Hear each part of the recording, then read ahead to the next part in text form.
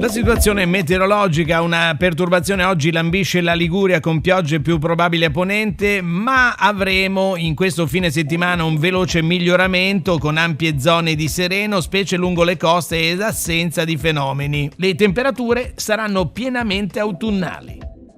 Oggi piogge deboli o moderate a ponente con locali rovesci sul Savonese occidentale e qualche fiocco di neve nel comparto delle Alpi Liguri. Parziale estensione delle precipitazioni deboli e intermittenti al settore centrale e anche al levante costiero con fenomeni più intensi però in mare aperto. Precipitazioni meno probabili sui versanti padani centro-orientali. In serata stop alle precipitazioni e le prime iniziali schiarite. Venti in progressivo rinforzo fino a Tesi dai quadranti settentrionali su centro e ponente con raffiche tra i 60 e i 70 km/h sui valichi allo sbocco delle vallate e ventilazione più spenta e variabile a levante. Mare stirato sotto costa da mosso molto mosso al largo, temperature massime in calo specialmente su centro-ponente ovunque non oltre i 18 gradi.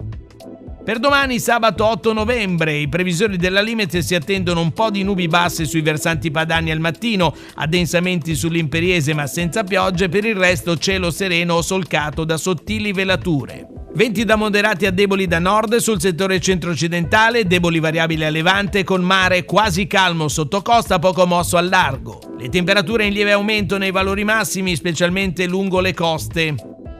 Terminiamo con un cenno alla previsione per domenica 9 novembre, tempo soleggiato ovunque, a parte nubi sui versanti padani al mattino ma senza conseguenze. Venti forti settentrionali con raffiche da nord fino a 70 km/h su centro-ponente e temperature ovunque in calo.